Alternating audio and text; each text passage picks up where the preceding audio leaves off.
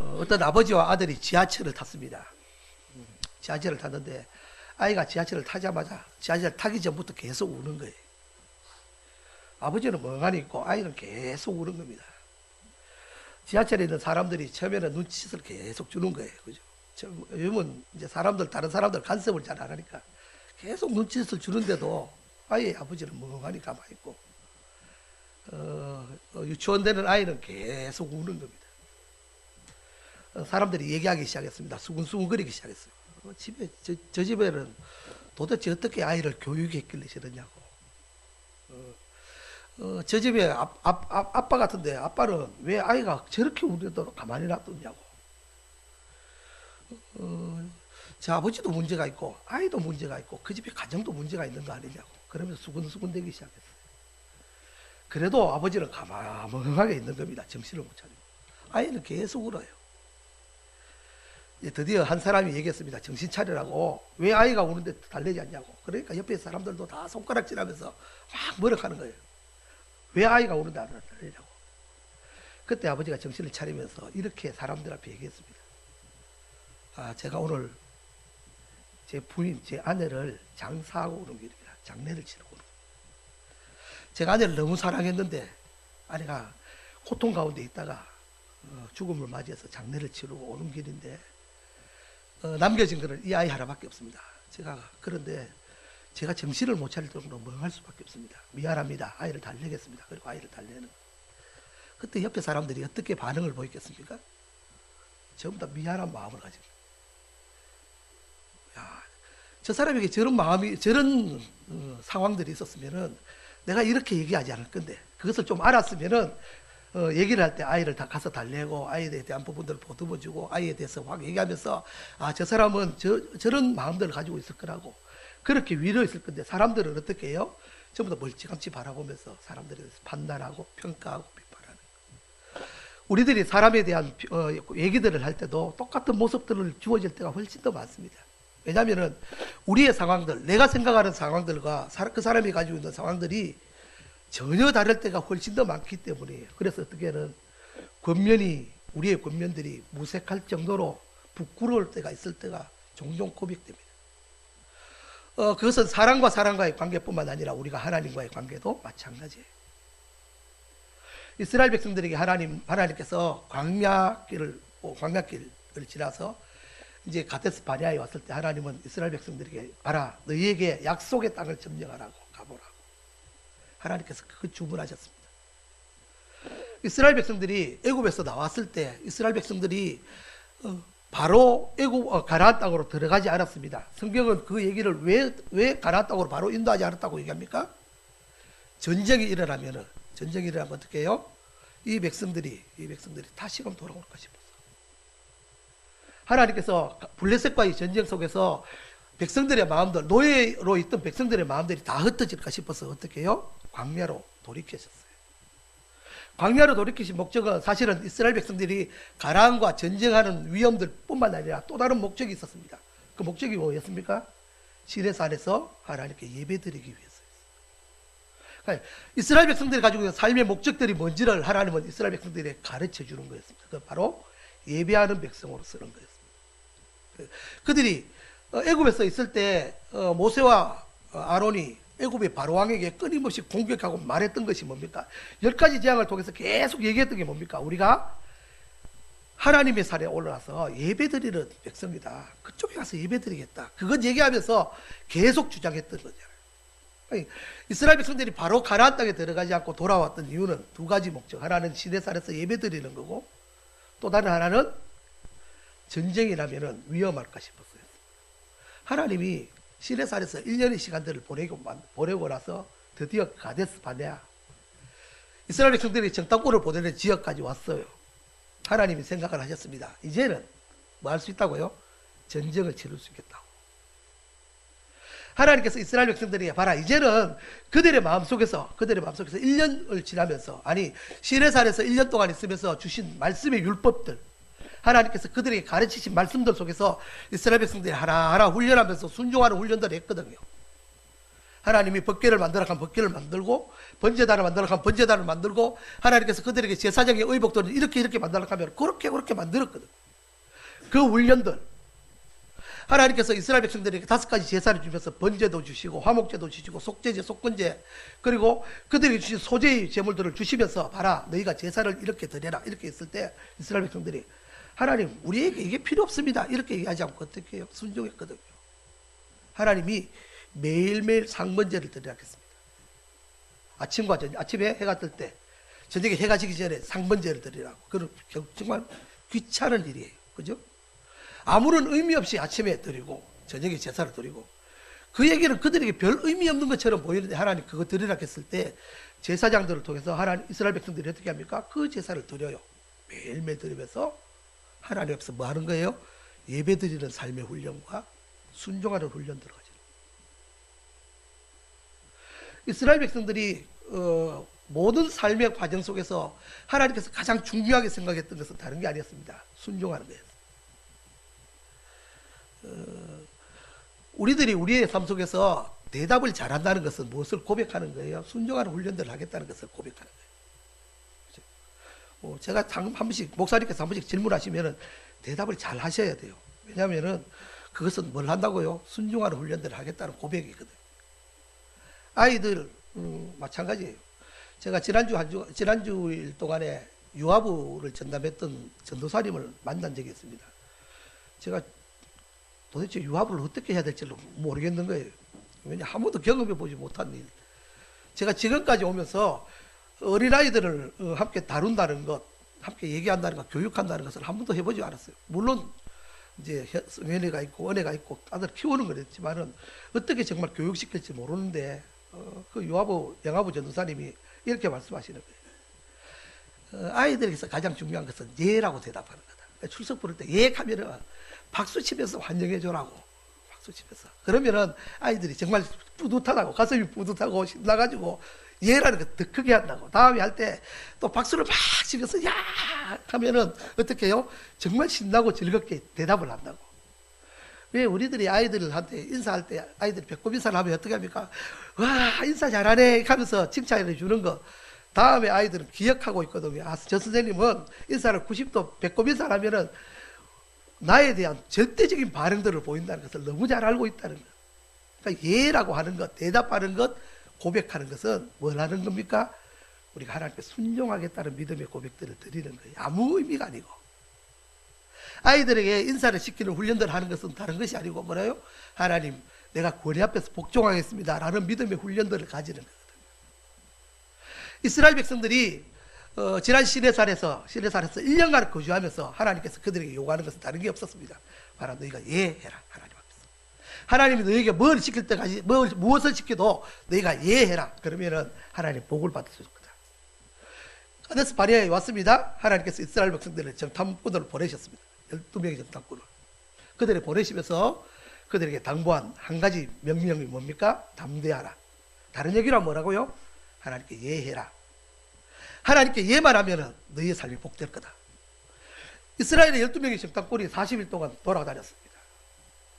돌아다니다 보니까 너무 좋은 땅들을 발견한 거예요. 그들이 가져온 포도송이, 그들이 가져온 석류, 그들이 가지고 있는 과일의 모습들이 얼마나 풍성했는지 그들이 이렇게 고백하죠.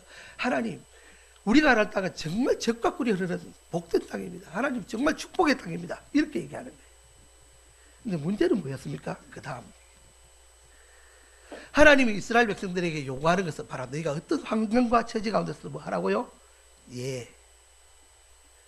제가 예락하는 얘기를 들을 때마다 저는 한 분을 기억해요. 갑자기 이상 목사님. 늘 북한 선교에 대해서 관심을 가지고 오뚜기또를 역사하시는 이상 목사님. 이상 목사님이 늘 중고등부 수련회 때 오시면은 아이들에게 훈련하는 것. 내 어머니, 내 어머니. 그거였거든. 환경과 처지가 안 되는데 이상 목사님의 어머니가 너 미국에 가서 공부할 준비해 이럴 때 본인은 이해가 되지 않는데 돈도 없는데 뭐라고 고백하는 거예요? 내 어머니. 그게 이상 목사님이 늘 순종의 고백이었습니다. 목사님이 늘 어떤 환경과 처지 가운데서 자기가 이해되지 않을 때도 불구하고 어머니가 얘기하시면은 그 어머니의 목소리 앞에서 내 어머니 하는 훈련들이 그의 삶 속에 너무 철저하게 배어 있는 거예요. 이유는 다른 것이 없었습니다. 내가 하나님께 복종합니다라는 믿음의 고백이었습니다. 하나님이 이스라엘 백성들 정탐꾼들을 12명 보낼 때 뭘 요구하시겠습니까? 그들이 그 땅이 얼만큼 좋은지 잘 얘기해서 우리가 무엇을 준비하고 대적할 건가, 그건 얘기하기 위해서 그들을 보내신 것은 아니거든요. 이스라엘 백성들 지금 무기 하나 없습니다, 사실은. 근데 가나안 땅은 뭐예요? 이미 청동기를 가지고 있어요. 청동기 무기를.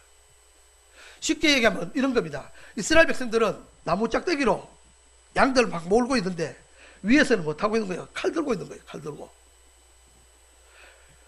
거기다가 블레셋 사람들은 철기 문명을 하죠. 철기. 그보다 청동기보다 훨씬 더 단단한 철 문명. 그러니까 그들이 가지고 있는 것은 긴 창을 가지고 있고 찔르면은 공격 당할 수밖에 없는데, 하나님이 이스라엘 백성들에게, 정탐꾼들에게 얘기하면서 봐라, 그것도 가서 무기가 뭐고, 여리고성은 얼만큼 두껍고, 수비는 몇 명이고, 아니면 군사는 몇 명이고, 그것 조사해라. 하나님 그것 요구하시지 않고 뭐 하는 거였습니까? 그들의 환경을 보면서 하나님께서 그들에게 요구하는 것은 이해해라. 다른 게 필요 없다. 이해하면 된다. 그런데 이스라엘 백성들이 40일 동안 그 땅을 정탐하고 나서 돌아왔습니다. 돌아와서 그들이 보고한 것이 뭐였습니까? 예가 아니었습니다. 아니오였습니다. 하나님 아닙니다. 하나님께서 봐라, 이해해라. 이해하는 훈련 지금까지 했지 않냐? 1년 동안 이해하는 훈련을 했는데, 너희가 그 땅을 바라보면서 내가 너희에게 당부한 게 뭐고? 담대해라고. 너희가 마음이 무너질 때마다 어떻게 하라고? 너희 마음이 담대해서 하나님 예 알겠습니다. 예 순종하겠습니다. 그거 해라고 이렇게 얘기했는데, 이스라엘 백성이 돌아오자마자 한 것이 뭡니까? 아니요. 하나님 그 땅 갈 수 있다. 안 돼요. 하나님 그 땅을 충분히 이길 수 있다. 하나님 그 땅에는 그 일이 있어서 안 됩니다. 우리는 그들에게 간식거리입니다. 메뚜기입니다. 하나님께서 그렇게 얘기하는 그들을 향해서 여호수아 갈렙을 통해서 뭐라고 합니까? 밥이다. 아니다. 너희가 간식거리가 아니고 그들이 밥이다. 제가 말씀하죠. 여러분 나가실 때 선포하셔야 됩니다. 세상을 향해서 하나님 밥 주셔서 감사합니다. 저는 이번 주 안에 동안에 직장을 통해서 하나님의 밥을 맛있게 먹겠습니다. 선포하며 가셔야 돼요. 실제적으로 밥이 안 되더라도 밥이라고 선포하시면서 가셔야 돼요. 우리의 입술이 하나님의 거룩한 선포의 능력이 있기 때문에. 오늘 말씀에 보면은, 오늘 우리가 말씀의 제목을 뭐라고, 내가 내 말대로 사하노라. 하나님께서 모세에게 뭐라고 합니까? 네가 한 말대로, 네가 말대로 내가 순종하겠다. 내가 하겠다.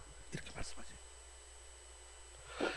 우리가 우리의 입술 속에서 우리의 현실은 전혀 그렇지 않은데도 불구하고 하나님은 우리에게 똑같은 얘기를 하세요. 봐라, 너희가 메뚜기가 아니고 그들이 너희의 밥이다.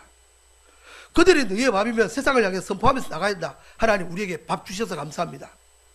어떤 밥을 주실지 모르지만, 어떤 밥을 우리가 먹을지 모르지만, 삼층밥을 먹게 될지 탄밥을 먹게 될지 잘 모르지만은, 하나님 우리가 하나님 앞에서 뭐라고요?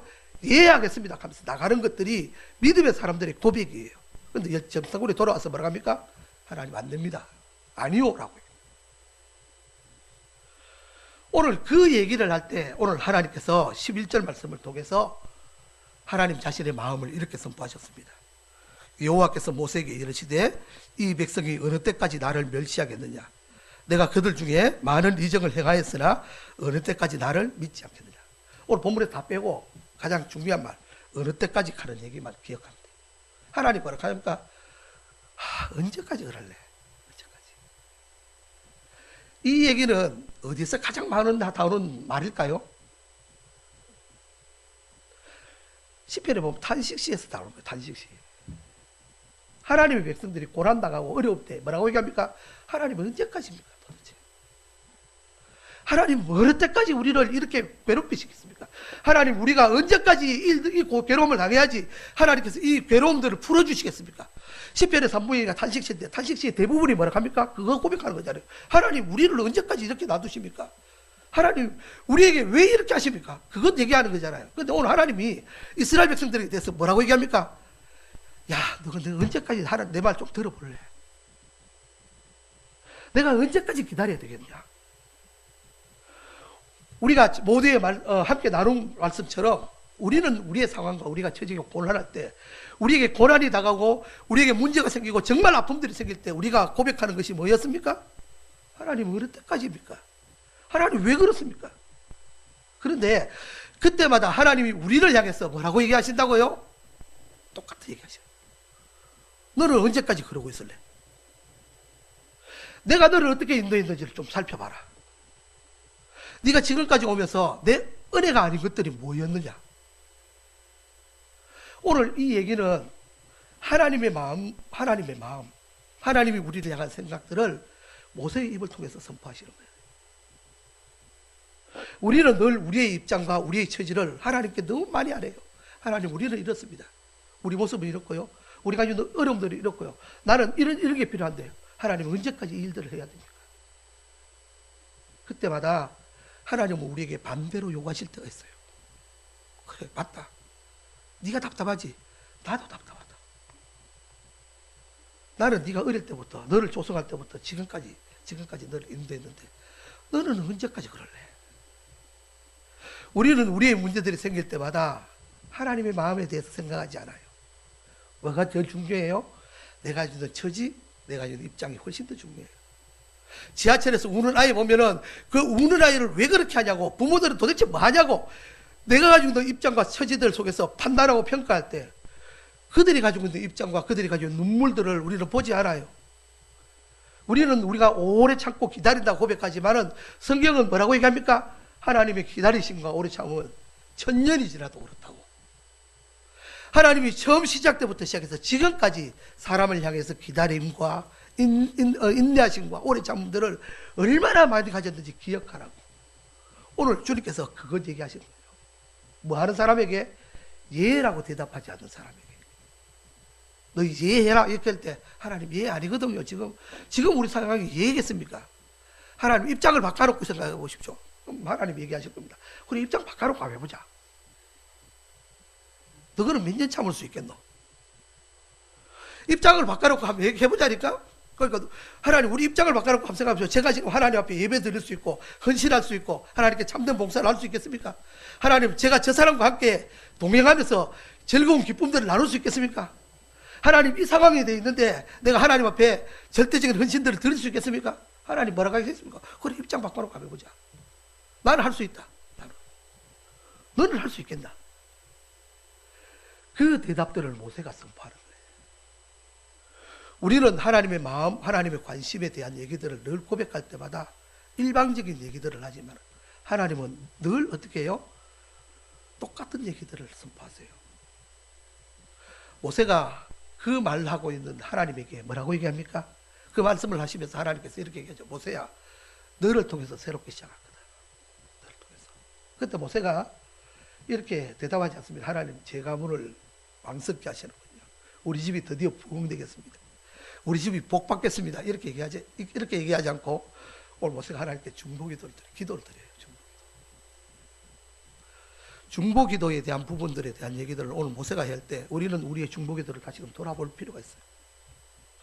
하나님의 중보기도를 드린다는 것은 뭘 고백하는 겁니까? 우리는 이렇게 생각해요. 우리가 그 사람의 마음과 그 사람의 입장들을 잘 기억하는 것. 그게 중보기도의 첫 번째라고. 오늘 모세가 중보기도를 드릴 때 모세의 기도의 특징은 두 가지입니다. 물론 여러 가지 설명할 수 있지만 그게 두 가지. 하나는 뭐예요? 모세의 중보기도의 특징은 목적을 안 잃어버리는 거. 목적을. 기도의 목적을 안 잃어버려요. 우리에게 주어진 믿음의 사람들에게 중보기도를 할 때 우리는 우리의 마음들 속에서 그 사람의 입장, 그 사람의 생각, 그 사람이 가지고 있는 고민들에 대한 부분들을 최대한 기억하며 고백하기를 원해요. 그게 중보기도라고 고백해요. 그런데 하나님은 모세를 통해서 이렇게 해요. 그거는 중보기도가 아니라고 얘기해요. 그런 마음은 세상에도 똑같이 가지고 있다고요. 절에 있는 사람들, 아니 세상에서 선행을 하는 사람들의 삶의 모습들을 돌아보면은 그들의 입장에서 그들과 같이 그들보다 더 낫게 어떻게 해요? 그들의 생각들을 가지는 거. 그리고 나서 그들의 입장에서 서서 그들을 위해 섬기는 거. 그것들이 교회에서만 이루어지는 게 아니에요. 세상 가운데서도 더 풍성하게 이루어져요. 아니, 세상은 교회보다도 더 온전하게 이루어져요. 그런데 모세가 하나님 앞에 이 믿음의 고백들, 중보의 기도를 드릴 때는 뭐에 대한 생각을 합니까? 그 기도의 궁극적인 목적이 사람이 아니라는 거였습니다. 사람. 우리는 중보의 기도의 목적을 뭐라고 합니까? 그 사람을 살리고 그 사람을 회복하고 그 사람 가운데 온전케 하는 것. 사실은 그 목적이 있어요. 없다는 것이 아니고. 근데 오늘 모세의 중보의 기도의 핵심은 뭡니까? 그 목적이 사람이 아니고 누구라고요? 하나님이었다는 거예요. 하나님. 이 백성들을 멸망시킨다면은, 지금까지 하나님께서 보호하신 이 백성들을 망하게 한다면은 뭐 한다고요? 하나님의 이름이 더러워집니다. 하나님의 명예가 더러워집니다. 모세의 기도의 목적은 그 중보하고 그들을 향해서 고백하는 목적은 그 사람이 어떻게 되고 그 사람이 회복되고, 이것보다 더 중요한 것이 뭐였습니까? 그 사람을 통해서 이루시기를 원하시는 하나님의 마음과 하나님의 뜻이 무엇인지에 대한 목적들이 잊어버리지 않는 거예요. 우리가 중보기도 할 때 잘 놓치기 쉬운 것이 뭐였습니까? 그 사람의 마음, 그 사람이 가지고 있는 아픔, 눈물들을 닮아가고 닦아주고 함께 울어주는 것까지는 할 수 있어요. 이제 정작 하나님은 뭐라고 얘기합니까? 모세의 마음이 오늘 하나님 앞에 합한 이유는 다른 것이 아니고, 거기에서 한 걸음 더 나가서 뭘 얘기하는 거예요? 하나님의 마음들을 알아가는 거예요. 우리가 기도하는 기도의 목적이 어디냐? 기도의 궁극적인 목적이 어디냐? 그것은 하나님의 이름이, 하나님의 거룩한 역사가 드러나는 거. 그걸 놓쳐버리면은 우리가 기도하고 우리가 선행하는 선행의 삶의 모습하고 세상에서 가지고 있는 모습하고 다르지 않아요. 왜 절에서 하는 선행들이 하나님 보시기에 악합니까? 행위들은 선한데도 불구하고 하나님은 그들을 악하다 하시는 이유가 뭡니까? 그들 가운데 뭐가 없다고요? 삶의 주인 되신 목적이 없다고요. 목적이. 우리보다 더 아름다운 선행들을 가지는데도 불구하고 하나님은 그들을 악하다고 얘기하시는 이유는 다른 것이 아니고, 그들의 삶의 목적이 하나님께 있지 않아요. 여러분, 몇 년 전부터 구세군 할 때 절에서 구세군을 함께 동참하는 경우들이 있더라고요. 구세군에서 인정해 스님들이 와서 구세군 남배 두들기고 이렇게 할 때 함께 도와주겠다 하면, 그래 한번 해보라고 그러면서 별 자는 걸 하더라고요. 제가 그 모습들을 보면서, 맞다, 그게 선행의 차원에서는 중요한 도구일 수 있지만 궁극적으로 보면은 아닌 거예요. 오늘 모세가 기도할 때 가지고 있는 삶의 모습들은 그가 어떤 환경 가운데서도 하나님께서 역사하신다는 것, 하나님이 그 속에서 있다는 것을 기억하는 거예요. 오늘 모세가 왜 이 기도를 드립니까? 모세가 애굽에서 있던 모든 재앙들에 대한 얘기들을 할 때 하나님이 모세에게 선포한 것이 있습니다. 봐라, 이 재앙을 내리는 목적이 뭔지 아냐? 메뚜기 재앙을 내리는 목적이 뭔지 아냐? 아니면 너희에게 우박 재앙을 내리는 목적이 뭔지 아냐? 그건 다른 게 아니고 이 일들을 통해서 뭐 한다고요? 하나님이 누구이신지를 선포하는 거거든요. 하나님께서 하나님 자신을 선포하기 위해서 개구리 재앙을 주시고 메뚜기 재앙을 주시고 흑암의 재앙을 주시는 거였습니다. 하나님 자신이 그 재앙의 목적을 하나님 자신이라고 고백해요. 바로 이 일들을 통해서 너희가 내가 하나님인 줄 알 거다. 이 일들을 통해서 세상이 내가 하나님인 줄 알 거다. 그거 선포하면서 그들과 함께 싸워나가는 하나님의 역사를 바라보면서 오늘 모세가 하나님께 기도하죠. 하나님, 이 백성을 망하게 한다면, 뭐 한다고요? 하나님의 이름이 더러워집니다. 라고 고백합니다. 궁극적인 목적에 대한 부분들을 잃어버리지 않는 거예요. 여러분, 우리가 금요일마다 금요기도를 모여요. 이유는 우리에게 주신 중보의 고백들을 하나님 앞에 풍성하게 드려서 하나님께서 우리를 통해서 이루시기를 원하시는 하나님의 뜻들을 만들어가고 고백하는 거지만은, 그 궁극적인 목적은 무엇이라고요? 오늘 우리를 통해서, 우리의 기도를 통해서 하나님의 이름이 거룩해지는 것, 그 이름의 영광들이 선포되는 것, 그것이 늘 기억돼야지고 잊지 않아야 될 기도의 고백이라고. 두 번째, 오늘 모세의 기도의 특징은 이렇게 됩니다. 오늘 우리가 읽고 있는 17절과 18절 말씀, 우리 함께 봉독해 볼까요? 17절 18절 말씀 시작.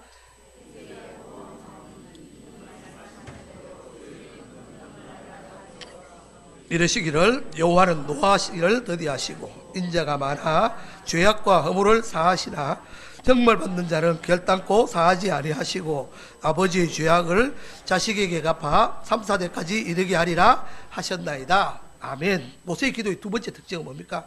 능력으로 기도하는 겁니다. 능력으로. 그런데 그때 능력이라 하는 얘기를 오늘 성경은 뭐라고 얘기해요? 그 능력은 세상에 가지고 있는 것들을 갖다가 바꿀 수 있는 그런 큰 역사를 의미하지 않고, 오늘 그 능력을 이렇게 뭐라고 얘기합니까? 하나님의 인자하심입니다. 이렇게.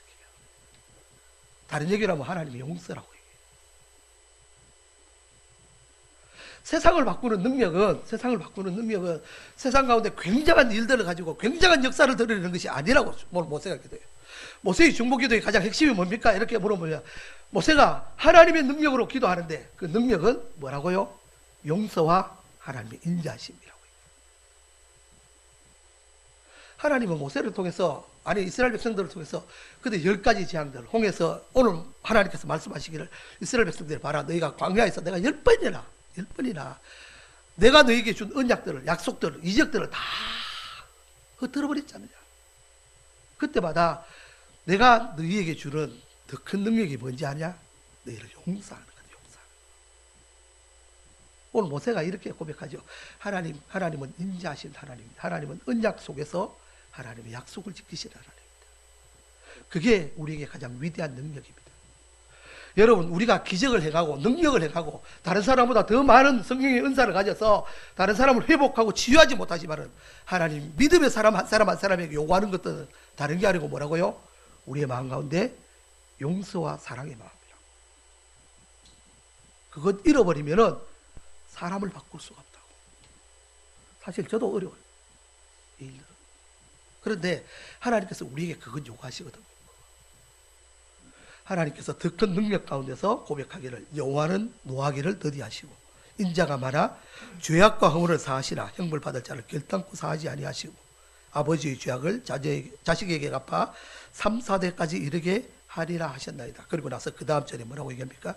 구하옵나니 주의 인자의 광대하심을 따라 이 백성의 죄악을 사하시되 애굽에서부터 지금까지 이 백성을 사하신 것 같이 사하시옵소서. 하나님의 용서의 마음이 언제서부터, 애굽에서부터 지금까지 계속 있었다고. 그 마음이 지금까지 흘러왔다고. 흘러온 그 마음들이 하나님 여전히 흘러서 어떻게 해요? 우리의 사는 날까지 하나님 그 용서와 하나님의 인자하신 마음들이 계속 흘러가기를 하나님 기도합니다. 이 믿음의 고백이 하나님의 마음에 합한 거예요. 그래서 선포한 것이 오늘 말씀, 우리가 읽고 있는 20절 말씀. 여호와께서 이르시되 내가 내 말대로 어떻게 한다고요? 용서하겠다. 여러분, 우리에게 주시는 삶의 고백들 가운데서 우리의 삶과 우리의 형편들이 너무너무 어려워질 때마다 우리가 돌아봐야 될 것은 하나님의 마음이에요. 하나님이 진짜 어떤 마음을 걸까? 하나님이 가지고 있는 애탄과 탄식의 소리들이 얼만큼 클까? 우리가 기도할 때마다, 저는 기도할 때마다 제가 늘 함께 기억하는 구절이 있습니다. 그것은 로마서 8장에 나타나는 성령의 말할 수 없는 탄식을 통해서 우리를 위해서 기도한다. 내가 온전하게 기도하지 못하지만, 하나님 앞에서 거룩하게 기도하지 못하지만 성령은 오늘도 말할 수 없는 탄식 가운데서 우리를 향해서 기도한다. 그 믿음의 고백들 때문에 내가 할 수 있다고. 만약에 하나님께서 의로우심으로 세상을 판단하신다면 세상 가운데서 긍휼을 받은 사람은 아무도 없어요. 하나님께서 공의로 세상을 판단하시고 공의로 세상의 모든 것들을 바라보신다면 누가 하나님 앞에 설 수 있겠습니까? 그리스도인들이 하나님 앞에 설 수 있는 유일한 은혜가 뭡니까? 여러분, 긍휼을 따라 나가는 거예요. 긍휼을 따라. 하나님의 긍휼하심을 따라 나갈 때마다 우리를 향한 하나님의 온전하신 역사하심들을 바라볼 수 있다고 오늘 하나님은 모세를 통해서 선포하십니다. 하나님의 마음을 품어나가는 훈련들, 그 믿음의 훈련들이 오늘 올해 한 해 동안 우리 가운데 풍성하게 넘쳐서 어떤 환경 속에서도 주님 의지하고 주님 선포하는 그 역사들이 있기를 간절히 소망합니다. 기도드리겠습니다.